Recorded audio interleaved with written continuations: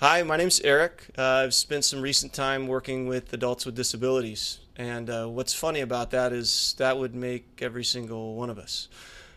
Because if you think about the spiritual condition of humanity, um, that's what we are. We're all disabled. We're all imperfect. We're all broken. And the thing about ministry with adults with disabilities is just their brokenness is more physically apparent.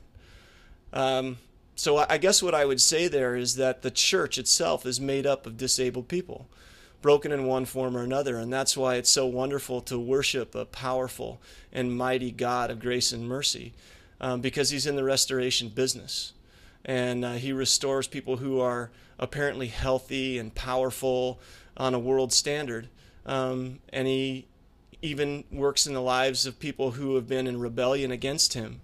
And He works in the lives of some other people who maybe need more of our support on a physical way, but are in every way are equal spiritually.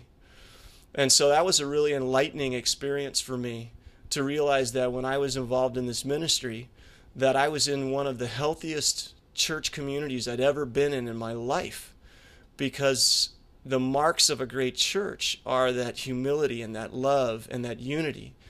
And this body was just so loving and so caring, because it was just straight out there.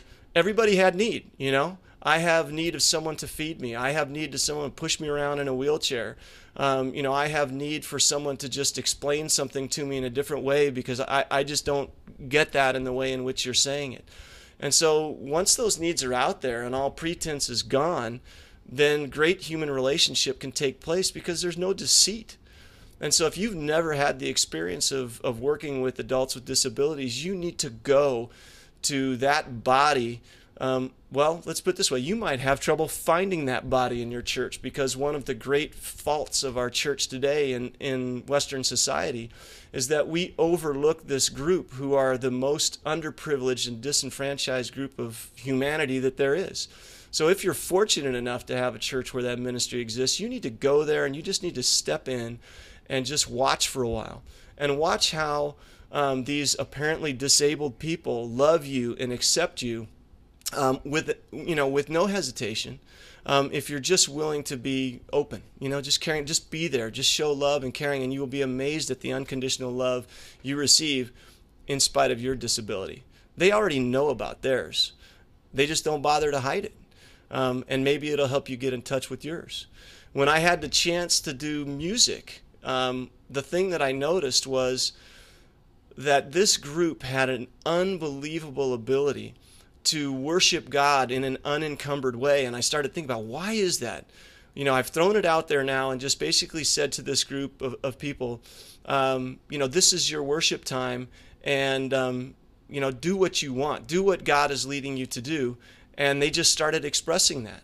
If I said, hey, this is a great time for prayer. Anybody want to pray? There was no hesitation. There were people fighting over themselves to pray. Does anybody have something they want to praise the Lord about? No hesitation whatsoever. And as I meditated on that more and more, what I realized was that this group, who maybe is socially, I don't want to use the word inept or however you want, but socially awkward, doesn't fit into our social norms, they were not handicapped by those social norms. The stuff that you and I think makes society work real well are the very hindrances that keep us from socializing with God. Hey, we're great at socializing with humanity and other people, but when it comes time to socialize with God, those skill sets that we have, or those that, I don't even know what you want to call it, those social norms, get in our way. We are afraid to be honest and naked in worship before God. Try to remember, that was our original state before sin got here, is we were honest and we were naked.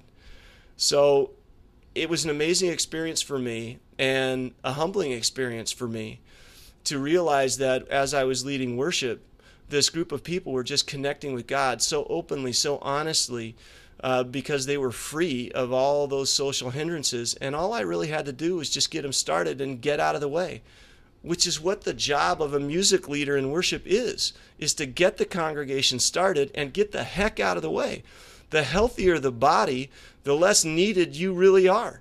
And that's a humbling thing for a music worship leader. The healthier your body, the less needed you are to be on that stage. So the sooner you can get out of the way and worship yourself, the better off for that group.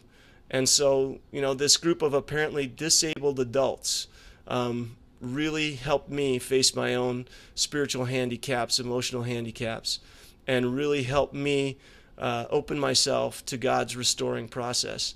And I think you should be open to the fact that that can happen to you too. So if you haven't had that experience, you need to go, because it changed me.